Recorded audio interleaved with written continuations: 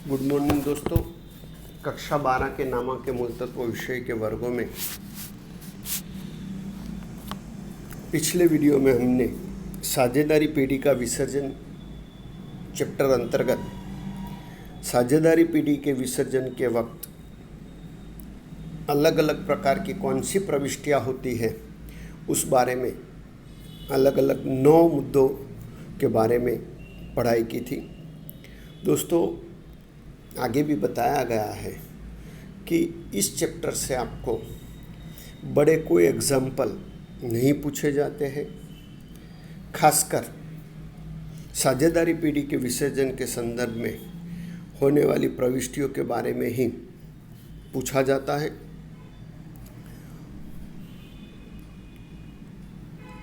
तो ये जो भी अभी हम अलग अलग मुद्दों का अभ्यास कर रहे हैं विसर्जन के वक्त होने वाली प्रविष्टियों के बारे में, उस पर ही आपको विशेष ध्यान देना होगा। दोस्तों, आज हम विसर्जन के वक्त कौन सी प्रविष्टियाँ होती है उस संदर्भ में टॉपिक नंबर 10 से आगे की पढ़ाई करेंगे। तो दोस्तों, टॉपिक नंबर 9 में देखें तो टॉपिक नंबर 9 तक हमने पढ़ाई कर ली है। टॉपिक नंबर 10 की रकम देखें दोस्तों, तो साझेदार विजय पीढ़ी के विसर्जन की कार्यवाही करने की जिम्मेदारी स्वीकार करता है। उसके बदले उसे पारिश्रमिक के रूप में 12,000 चुकाना निश्चित किया गया है। पीढ़ी ने उसे खर्च पेटे 6,000 चुकाए। दोस्तों, यहाँ ऐसा बताया गया है कि साझेदार विजय ने पीढ़ी का जो विसर्जन हो रहा है उसकी कार्यवाही मानी उसकी जो प्रक्रिया है वो प्रक्रिया की जिम्मेदारी का स्वीकार किया है, और इस प्रक्रिया के कारण उसे जो मेहनत होगी उसके बदले में उसे 12,000 चुकाने का निश्चित किया गया है। माने टोटल विसर्जन के बदले पारिश्रमिक के रूप में उसे 12,000 चुकाना निश्चित हुआ। उसमें से पीढ़ी ने 6,000 उसे चुकाए हैं। तो दोस्तों, इस स्थिति में सबसे पहले हमें विजय को जो 12,000 पारिश्रमिक देना है वो 12,000 पारिश्रमिक की प्रविष्टि लिखनी होगी। तो उसकी प्रविष्टि होगी दोस्तों वसूली खाता उधार, वो विजय के पूंजी खाते का 12,000। विवरण होगा विसर्जन खर्च के साझेदार को चुकाना हुआ उसके, माने उसको जो पारिश्रमिक चुकाना था वो पूरा पारिश्रमिक उसके पूंजी खाते जमा कर देना है और खर्च के तौर पर वसूली खाते उधार करना है। अब दोस्तों, उसको 12,000 जो देना निश्चित हुआ और टोटल रकम उसके पूंजी खाते जोड़ दी। अब 12,000 में से उसे 6,000 चुका रहे हैं, तो अब विजय पीढ़ी में से 6,000 ले जा रहा है, ऐसी प्रविष्टि करनी होगी। तो दूसरी प्रविष्टि होगी विजय का पूंजी खाता उधार 6,000 और रोकड़/बैंक खाते का 6,000। विवरण होगा विसर्जन खर्च का विजय को चुकाए उसके, विसर्जन खर्च के विजय को चुकाए उसके। मानी जब भी दोस्तों साझेदार ने विसर्जन की जिम्मेदारी का स्वीकार किया हो तब उसे जितना पारिश्रमिक देने का निश्चय किया गया हो उतनी रकम से वसूली खाता उधार करके उसका पूंजी खाता जमा करना है। बाद में उसे जितनी रकम चुकाई जाए उतनी रकम से साझेदार का पूंजी खाता उधार कर रोकड़ या बैंक खाता आपको जमा करना है। लेकिन दोस्तों, कई बार यहाँ आप गलती करें, उसलिए ऐसा भी लिखा जाता है कि पीढ़ी ने विसर्जन खर्च के 6,000 चुकाए। अब दोस्तों, पीढ़ी ने विसर्जन खर्च के 6,000 चुकाए ऐसा लिखा, लेकिन बात क्या है तो कि जिम्मेदारी विजयी की है विसर्जन प्रक्रिया की, और उसके बदले उसे 12,000 दिए जा रहे हैं, माने उसकी पूंजी में जोड़ दिए हैं। तो ऐसी स्थिति में पेडी विसर्जन खर्च चुकाए तो भी ये दूसरी प्रविष्टि जो है विजयी का पूंजी खाता उधार और रोकड़/बैंक खाता का, यही प्रविष्टि लिखनी है। ये बात आपको दोस्तों यहाँ खास ध्यान में रखनी है, क्योंकि विसर्जन खर्च चुकाया ऐसा करके इस टॉपिक को पूछा जाएगा तो कई बच्चे गलती करके प्रविष्टि लिख देंगे वसूली खाता उधार और रोकड़/बैंक खाते का, और विवरण लिख देंगे विसर्जन खर्च चुकाया उसके। इसलिए एक गलती आपको नहीं करनी है।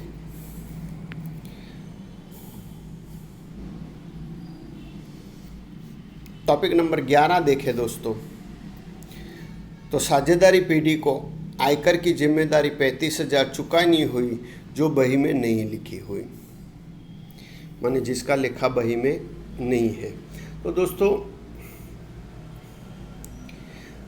आयकर की जिम्मेदारी चुकानी हुई और बही में नहीं लिखी, माने बात ऐसी हुई कि बही में नहीं लिखी हुई जिम्मेदारी चुकाई गई। तो जब भी दोस्तों बही में नहीं लिखी जिम्मेदारी चुकाई जाए, तो हमने नमूने की प्रविष्टि में देखा था कि वसूली खाता उधार करके रोकड़/बैंक खाता जमा किया जाता है।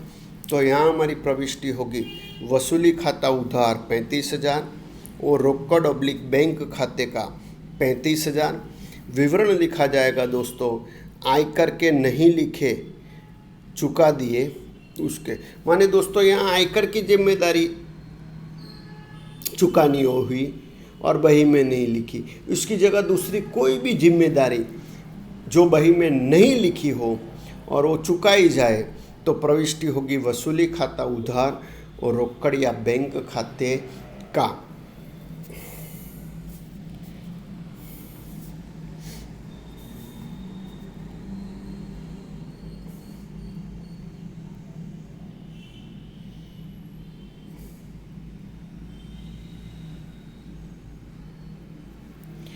अब दोस्तों आगे का टॉपिक नंबर 12 देखें।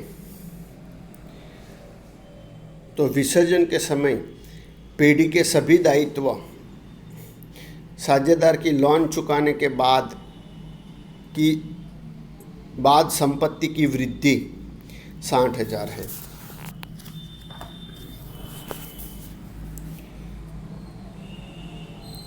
एस, बी और आई साझेदार के लाभ हानि वितरण का प्रमाण 4:3:3 है। दोस्तों यहाँ ऐसा लिखा है कि दायित्व और लोन साझेदार की लोन चुकाने के बाद संपत्ति की वृद्धि 60,000, मानी लाभ 60,000 है, और साझेदार एस, बी और आई है उनका प्रमाण लाभ हानि प्रमाण 4:3:3 है। इसे दोस्तों हम वसूली खाते का लाभ भी कह सकते हैं।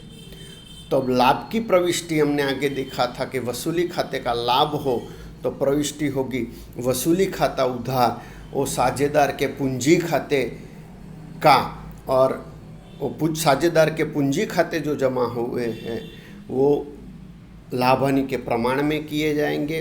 तो दोस्तों यहाँ 60,000 का जो लाभ है वो साझेदार एस, बी और आई के बीच 4:3:3 के प्रमाण में बांटने होंगे।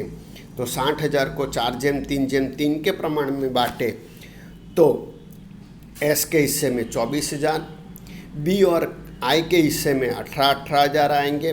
तो प्रविष्टि होगी वसूली खाता उधार 60,000 और एस के चालू खाते का 24,000, वो बी के चालू खाते का 18,000, वो आई के चालू या पूंजी खाते का 18,000। माने जब भी वसूली खाते या संपत्ति की वृद्धि हो दायित्व और लोन चुकाने के बाद की, तो इस स्थिति में दोस्तों वसूली खाता उधार करके लाभ हानि प्रमाण में साझेदार के चालू या पूंजी खाते आपको जमा करने हैं।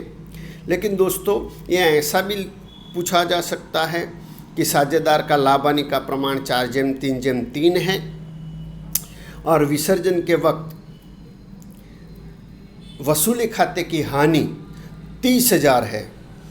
तो ऐसी स्थिति में दोस्तों वसूली खाते की हानि है ऐसा बोला जाए तो साझेदार के पूंजी खाते उधार पूंजी या चालू खाते उधार करके वसूली खाता आपको जमा करना होगा। दोस्तों 13वां उदाहरण देखें तो विसर्जन के समय नहीं लिखे यंत्र के 25,000 मिले।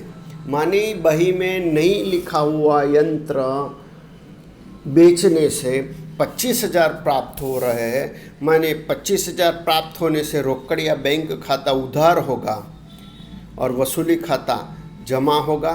माने प्रविष्टि होगी रोकड़ या बैंक खाता उधार 25,000 और वसूली खाते का 25,000।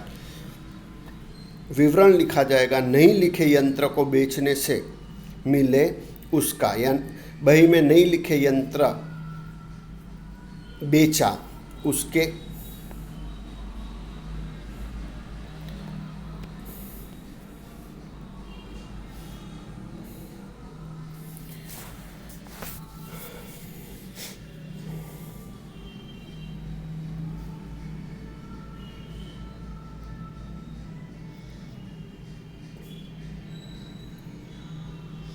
अब दोस्तों आगे का मुद्दा देखें तो हमें बताया गया है रकम में कि चौपड़े में नहीं लिखा फर्नीचर 20,000 का लेनदार महेश को 35,000 के सामने दिया, शेष रकम रोककर चुकाई।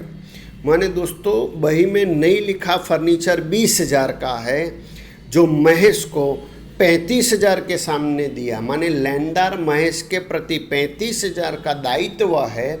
ये 35,000 के दायित्व के बदले में दोस्तों 20,000 का फर्नीचर ना लिखा फर्नीचर दे दिया और बाकी की रकम रोक कर चुकाई। माने दोस्तों महेश को 35,000 देने थे, उसमें से नहीं लिखा फर्नीचर बही में नहीं लिखा फर्नीचर 20,000 का दिया, तो अभी भी महेश को चुकानी बाकी रकम दोस्तों 15,000 बाकी रही और रोक कर चुकाई। अब दोस्तों ऐसी स्थिति में हमने आगे देखा था नमूने की प्रविष्टियों में कि जब भी बही में लिखे दायित्व के बदले न लिखी संपत्ति दी जाए तो ऐसी स्थिति में न लिखी संपत्ति जितनी कीमत की दी जा रही है उसका कोई लेखा नहीं होगा। माने यहाँ 20,000 की न लिखी संपत्ति दी, उसका कोई लेखा नहीं होगा। लेकिन 35,000 में से 20,000 की न लिखी संपत्ति देने के बाद भी जो 15,000 महेश को चुकाए उसकी प्रविष्टि होगी और उसकी प्रविष्टि निम्नानुसार होगी दोस्तों। वसूली खाता उधार 15,000 और रोकड़ ऑब्लिक बैंक खाते का 15,000। विवरण होगा लेनदार महेश को 35,000 के ऋण के पेटे नहीं लिखा फर्नीचर 20,000 का दिया और बाकी 15,000 रोकड़ चुकाए उसके। माने इस प्रकार दोस्तों जब भी न लिखी संपत्ति दायित्व के रूप में दी जाए तो न लिखी संपत्ति की जो कीमत दायित्व के रूप में दी जा रही है उस कीमत का कोई लेखा नहीं होगा और जो शेष रकम बाकी चुकाई जाए उसका लेखा आपको करना होगा और उसमें वसूली खाता उधार करके रोकड़ ऑब्लिक बैंक खाता शेष रकम से आपको जमा करना होगा। अब दोस्तों 15 नंबर का टॉपिक देखें तो एक साझेदार अपनी श्रीमती जी की पीढ़ी को दी लोन 40,000 चुकाना स्वीकार करता है। दोस्तों साझेदार अपनी श्रीमती जी माने अपनी पत्नी की लोन चुकाने का स्वीकार कर रहा है। तो दोस्तों जब भी साझेदार की पत्नी की लोन के बारे में प्रश्न आए तो आवश्यक सूचना कोई भी न हो तो हमें ऐसा मानना है कि ये दायित्व भी त्राहित पक्ष के साथ ही या त्राहित पक्ष जैसे ही चुकाना है। तो ऐसी स्थिति में दोस्तों सबसे पहले आपको दायित्व का खाता बंद करने की प्रविष्टि लिखनी होगी और बाद में वो साझेदार जिम्मेदारी स्वीकारता है, इसलिए साझेदार जिम्मेदारी स्वीकारे उस संदर्भ की प्रविष्टि लिखनी होगी। तो आपकी पहली प्रविष्टि होगी दोस्तों, श्रीमती जी की लोन खाता उधार 40,000 और वसूली खाते का 40,000। विवरण लिखा जाएगा, श्रीमती जी की लोन का खाता बंद किया उसका, या श्रीमती जी की लोन का खाता बंद करके वसूली खाते ले गए।